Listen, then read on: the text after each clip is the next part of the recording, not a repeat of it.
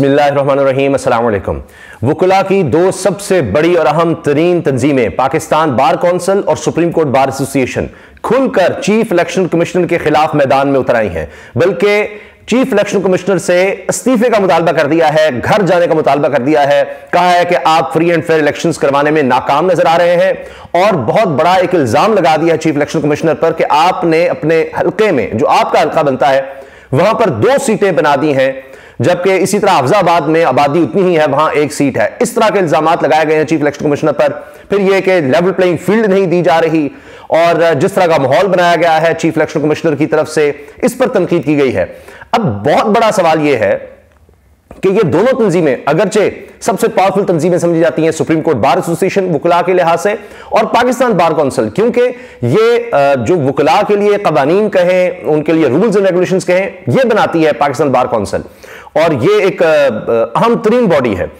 अब वहां पर बड़े बड़े वुकला वहां पर होते हैं, लेकिन क्या वजह थी कि ये तब तक तो सो रहे थे जब तहरीक इंसाफ की तरफ से इस तरह के मुतालबे किए जा रहे थे, चीफ इलेक्शन कमिश्नर के खिलाफ बयानबाजी की जा रही थी या बातें की जा रही थी, बहुत कुछ कहा जा रहा था, उन पर इल्जाम लग रहे थे। अब तो हाल यह है कि फवाद चौधरी, इमरान खान वो जेल में ही तौहीन इलेक्शन कमीशन का मामला जो है उसको भुगता रहे हैं, उसका सामना कर रहे हैं। अब आकर इन दोनों बॉडीज को क्या सूझी कि इस वक्त जब शेड्यूल जारी हो चुका है तो अब ये जनाब मुतालबा कर रहे हैं कि चीफ इलेक्शन कमिश्नर घर जाएं या वो नाकाम रहे हैं फ्री एंड फेयर इलेक्शंस करवाने में। जब पकड़ धकड़ हो रही थी, इतना कुछ हो चुका, अब ये क्यों कहा गया है? इसलिए जो रिपोर्टर्स हैं, बहुत से दीगर लोग, वो इस पर सवाल खड़े कर रहे हैं कि वजह क्या है। अब आकर इस चीज का एहसास क्यों हो रहा है कि जी ये चीफ इलेक्शन कमिश्नर जो है गलत है इतने अरसे के बाद। और बात यह है कि इसलिए भी अब इस पर खदशात का इजहार किया जा रहा है कि यहां पर आजम नजीर तारड़ ग्रुप जो है, वुकला के 2 मेन ग्रुप हैं, तो उनमें एक हामिद खान ग्रुप कहलाता है, एक आजम नजीर तारड़ साहब और एहसन बून साहब का है।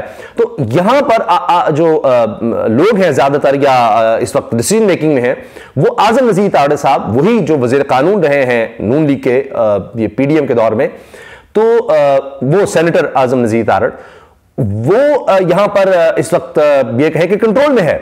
तो वो ग्रुप यानी नून लीग की तरफ से जिनको सपोर्ट है, वो ग्रुप अब हावी है। उनकी तरफ से इस तरह से क्यों कहा जा रहा है?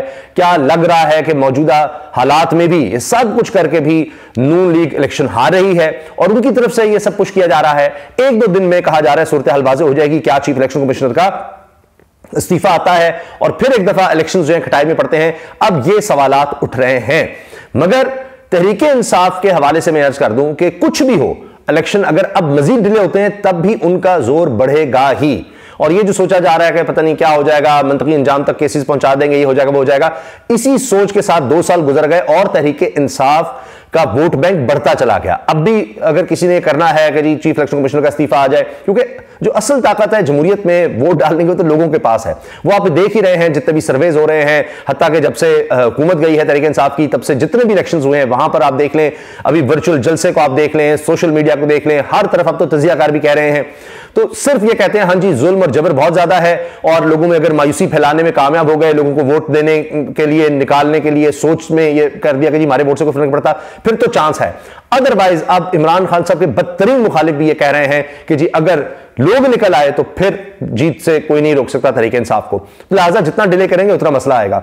फिर यह बात भी है कि रोजाना माफ कीजिएगा कितनी बड़ी तादाद में ऐसे नौजवान हैं जो 18 साल के हो रहे हैं रोजाना की बुनियाद पर, और सब जानते हैं कि ज्यादातर नौजवानों का वोट वो इस वक्त तहरीक इंसाफ के लिए है।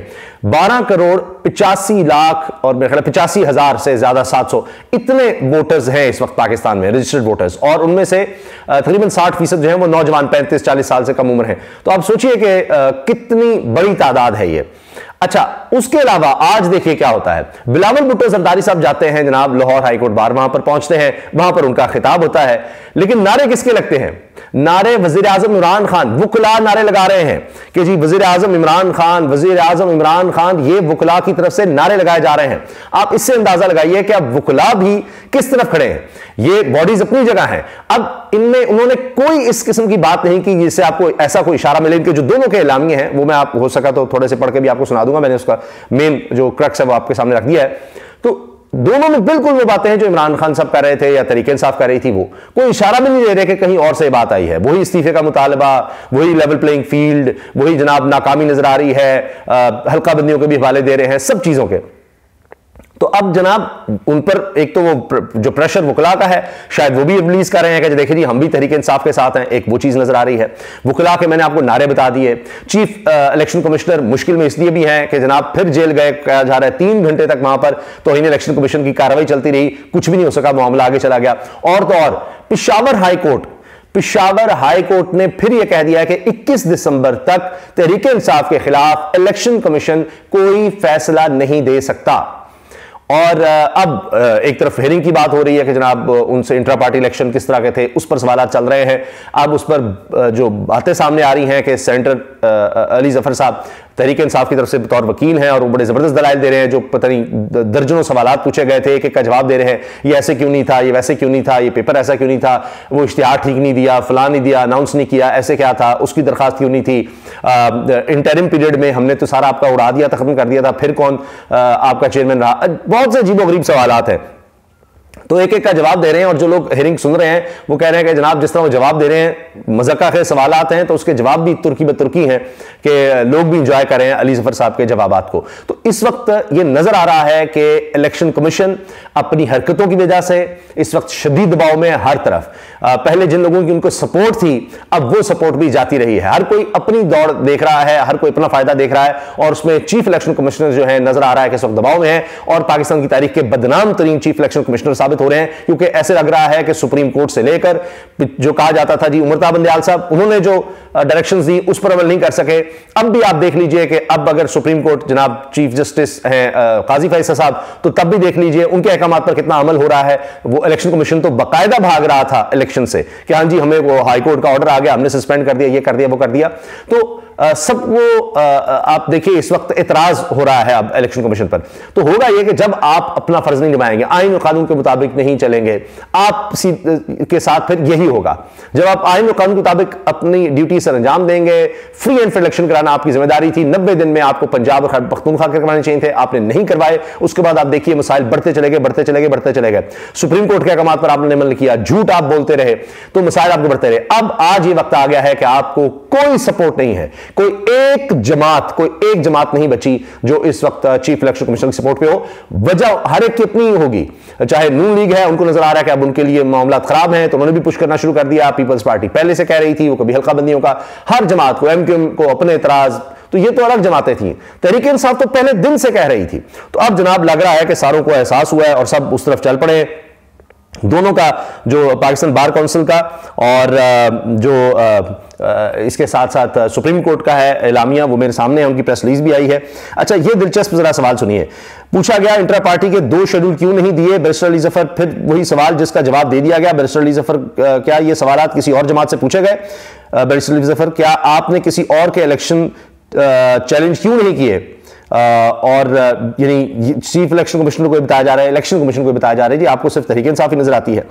और देखिए ये अब कहा जा रहा है, फहीम अख्तर मलिक लिखते हैं, 2 बार अडियाला जेल जाकर अपनी बेइज्जती कराने वाला इलेक्शन कमीशन आज भी इमरान खान और फवाद चौधरी पर फर्द जुर्म ना लगा सका। अब ये भी फवाद चौधरी साहब कह रहे हैं कि जी ओपन कोर्ट होनी चाहिए। अब कहते हैं जी इमरान खान के लिए सिक्योरिटी रिस्क है और सारा कुछ, तो ये अब फवाद चौधरी भी उसी में आ गए हैं और फवाद चौधरी के लिए भी अब यही कहा जा रहा है। तो इन इलेक्शन कमीशन केस का ओपन ट्रायल करने की दरखास्त दायर, ये कि जी ओपन ट्रायल करें, ये क्या हो रहा है, इस तरह के मामला क्यों हैं? अच्छा, ये भी खबर चल रही है कि लाहौर हाईकोर्ट बार एसोसिएशन की नायब सदर रबिया बाजवा ने बिलावल भुट्टो को तनकीद का निशाना बनाया। तो वकला नजर आ रहा है कि बिल्कुल जिस तरह आप इस वक्त अवाम को देख रहे हैं, वो उनका सारा वजन या इस वक्त सारी हमदर्दी कहें, सपोर्ट कहें, वो तहरीक इंसाफ होती चली जा रही है, उनके साथ आती चली जा रही है। अच्छा जी, फिर जनाब मीडिया पर चलने वाली खबर के चीफ इलेक्शन कमिश्नर के जिले में कोई इजाफी नशिस्त पैदा की गई है कि सख्ती से तदीद की जाती है, इलेक्शन कमीशन किसी के दबाव या ब्लैकमेलिंग में नहीं आएगा, तर्जुमान इलेक्शन कमीशन। तो इसका मतलब है जी इलेक्शन कमिश्नर तो कह रहे हैं जी मैं तो इस्तीफा नहीं दूंगा, और इस मौके पर उनके इस्तीफे का मतलब है कि इलेक्शन मजीद डिले हो सकते हैं। बहरहाल अब ये इस वक्त सूरत हाल है, जो बातें की जा रही हैं जी इलेक्शन कमीशन जो है, इलेक्शन कमिश्नर वो घर जाएं, और दोनों बॉडीज कह रही हैं। हाँ, एक बहुत अहम बात कि उन्होंने वकुला तहरीक का कह दिया कि हम, पाकिस्तान बार काउंसिल ने कहा हम इजलास बुलाकर वकुला तहरीक की तरफ बढ़ेंगे, हम उस तरफ जाएंगे। ये भी जनाब अब कह दिया गया है, पाकिस्तान बार काउंसिल की तरफ से ऐलान कर दिया गया है वकुला तहरीक का कि अगर हमारी बातें ना मानी गई तो अब वकुला तहरीक भी चलेगी। अंदाजा लगाइए। तो ये वकुला का प्रेशर भी है और हर एक ने अपना अपना मकसद भी निकालना है। मगर बात यह है कि इस वक्त इलेक्शन कमीशन शदीद मुश्किल में आ चुका है। अल्लाह हाफिज।